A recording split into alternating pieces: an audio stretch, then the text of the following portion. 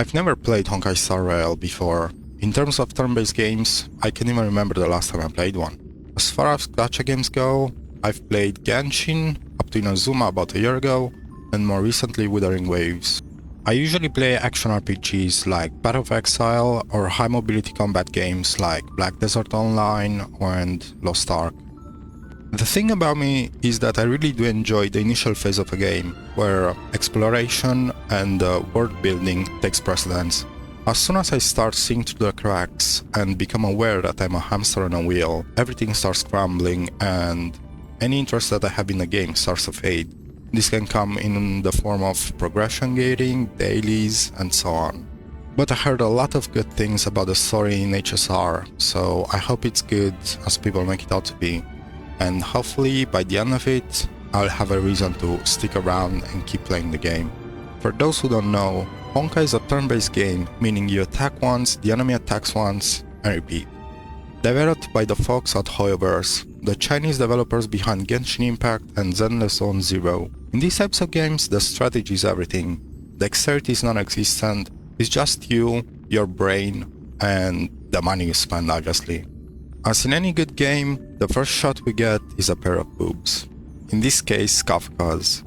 There's an invasion on our ship and we get started.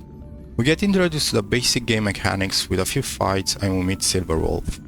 A bunch of other names get thrown around that I can't even remember, and we get going trying to find a Stellaron or something. Then during the search, you get stuck behind a computer and you gotta walk all the way around because there's no jump button in this game. We finally find the Stellaron and you get to pick your main character, which actually is just a vessel for the thing.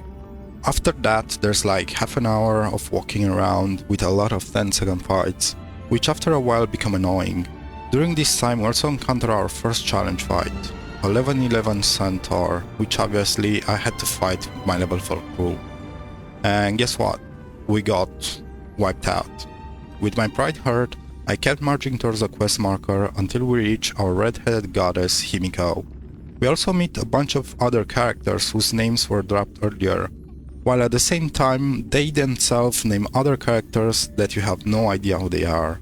Once this happens, you also get introduced to the Gacha system, where you get your first pull, and obviously I got Asta instead of Himiko that I wanted.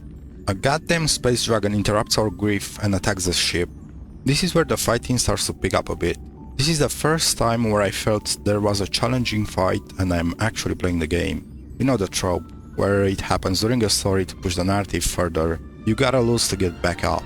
So we finally beach slap the dragon, March is about to become dust, and we intercept the blast, getting thrusted into space with a big ass character behind us. He kinda looks like us, silver hair and all, with some glowing stuff around it. Next, a book rat comes along and keeps calling us a twerp. After she stops being a bitch, we get introduced to the simulated universes, where we pick up random boons after each fight and keep going. During this time we also learned that we have a glowing star embedded into us, so I assume the big character we saw earlier is actually us from the future somehow, but that's to be discovered. During the simulated universe we are also impersonating an old god or something, trying to lure them, whatever that may be. After we are done with that, the little rat starts treating us better, and we get to go on the express, where we meet Pom Pom. We visit March 7th's room for some reason and chit-chat with the other passengers. At this point, the game decided to give me a bunch of tutorial quests for some reason, where I had to do the fights in a very specific way or you would do literally zero damage. I get trying to make sure that the player understands the mechanic, but making my skills deal no damage outside of weakness breaks makes no sense and had me just spamming attacks with no regard after the bar was depleted, because I did no damage anyway, so I was just waiting for the enemy to regen. Overall, I had a blast with the prologue, the music is awesome and found myself humming multiple times. The only gripes I have are the tutorials, which are a one and done thing, so I'm not really worried about it. Hopefully, during the next chapter of the story, I'll find out that I'm a literal god everywhere and not just in the simulated universe. As I'm recording this, I got that itch, you know, that sits in the back of your mind saying, I gotta find what happens next. So, the game's got me so far. If you want to see more of my journey, don't forget to like and subscribe, and if you want to watch me play through the game live, you can join me at twitch.tv/gachagood every day at 11 PM CST.